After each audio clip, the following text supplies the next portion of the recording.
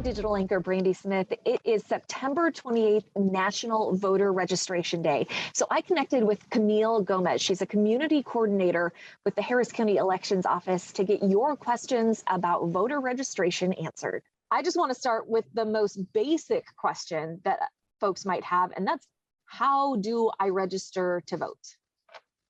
Brandi, I am so glad that you asked that. So we've got a very simple form that I'm actually going to show you step by step that makes it nice and easy. It takes maybe 5 minutes, if that. Section number 1, they're going to say, why are you filling out this application, right? You're going to check one of the 3 boxes that are listed here. So you're only going to check new application for one of 2 reasons. Either you have never registered to vote, or you are brand new to Harris County. That's going to be why you're going to check that box. The second box is just going to be if you changed your name or address since the last time you voted. And then, of course, that last box is just going to be if they want a new voter registration card. So they're going to want to check one of those boxes first. The next 2 questions are crucial. We have to make sure that these get answered. Are you a United States citizen? Yes or no? They must answer that. And then will you be 18 years of age on or before Election Day? Yes or no? Okay. And they're actually going to check yes there because we're registering them for the next election where they will be 18. So they're always going to check yes there. Next section down, we need their full legal name, and that's extremely important. So we don't want any nicknames or anything like that here. So if your name is Alexander, please don't write Alex, write your full legal name here. If you have a hyphenated name, make sure you include both of those names. Now, again, if you have recently been married, please make sure in that former name that you're going to put your former name, okay, so that we can pull you up and make sure that we get you processed quickly. Now, the next thing, section 3, is going to be their residence address where they are physically living, okay? So that's what's going to get written here. You'll also notice we have there, it says a description of the location where they're living. We have that, Brandi, because we have people who want to register who are homeless.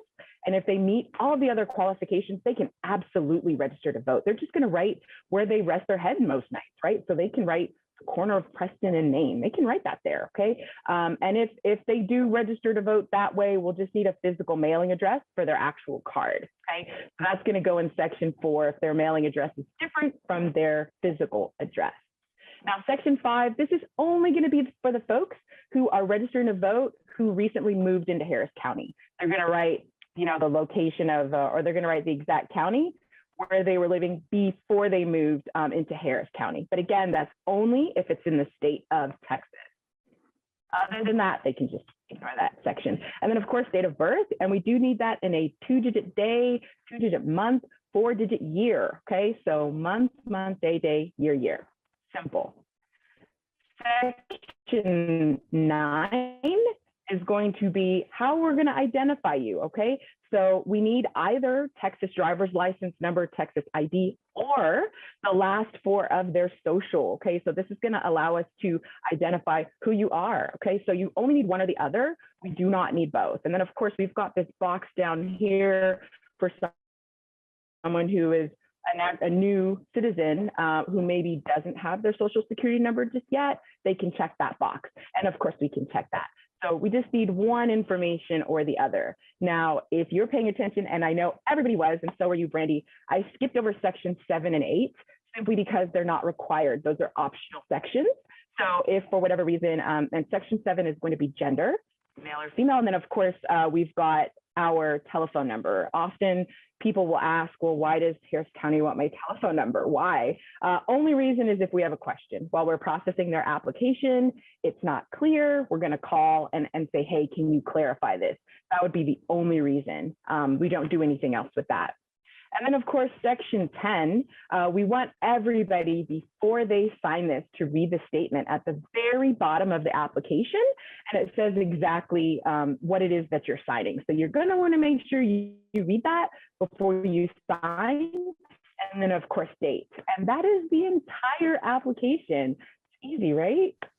It is so simple. And the great thing about where we are now, a lot of people have the ability to register with a VDR. So that's like an actual person like me, where you can stand in front of them, you can fill out the entire form that we just went through. If you have a question, you can ask them. But then, of course, we always have our office. We are here as a service to all of you. So we want to make sure if you have any questions, feedback, anything like that, we want to hear all about it, you can give us a call, or you can go onto our website, which is harrisvotes.com, and we've got contact information there as well. And we're very, very prompt about making sure that we follow up with everybody.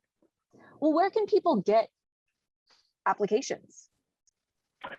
So that's a great question. You can get an application from any Harris County Public Library, but you'll need to make sure that you get that completed with an actual deputy voter registrar. You can also go to any of our 10 branch locations. We've got them spread all throughout Harris County. And right now, with it being today, National Voter Registration Day, as well as all week, all the way leading up to the last day to register to vote, there are people all throughout the county who can get them registered. What about folks who think they're registered, but they're not entirely sure? Oh, that is a great question. I'm actually very glad that you asked me that, Brandi. So I'm going to share my screen really quickly, just so that everybody can see how easy it is to check that. So as you can see on the screen right now, this is our website, harrisvotes.com. Once you get there, you'll notice the ribbon right here. It's got all of the information that you need. You're going to click the very first icon that says voter registration. So once you click that, immediately you're going to scroll down. Give it just a second. And then you're just going to go to voter registration search. Nice and simple. So once you click on that, it will give you a couple of options on how you can find yourself. So you can either search by name or you can search by your address. So either of those things, you can just put your information there and your actual voter registration card will pop up and it'll show you all of your information. So that's going to be the best and easiest way to check to see if you are already registered to vote. Thanks so much for asking that. Again, so super simple. Is there anything else on National Voter Registration Day that you want folks to know about the process? One thing that we have that is a great tool that I want to quickly mention are our polling locations. So as you can see on the screen here, you're just going to click that and you'll actually enter your address. Whoever will enter their address there, and it will tell them all of the different polling locations that are available close to them, which is wonderful. And then another great tool is that when you click on whichever polling location you would like, it's going to tell you what that wait time is looking like. So if you get there, like if you look, you can see, oh, wow, there's quite a bit of a line. I don't want to go to this polling location. I'd rather go to that polling location. So it's a great tool. So make sure that you kind of utilize that because that's why we put it there for you all. So yeah, that's one bit of information that I wanted to share. But then of course, also early voting is going to be starting very, very soon. And that's actually going to start on October the 18th. And that's going to go all the way through October the 29th for that uniform election that we've got coming up. Yeah, I think because it's not a presidential election year, a lot of folks forget that we still have some issues on the ballot. Yes. Definitely.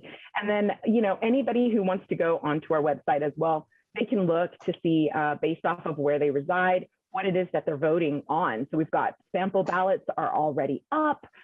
It's just a great tool to be able to go onto our website and see all of that information beforehand.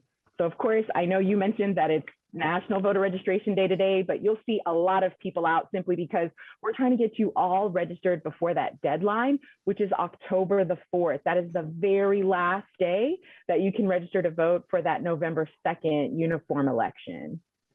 Camille, so much great information here. Thank you for stepping everybody through what are some very simple processes to make sure that their vote counts.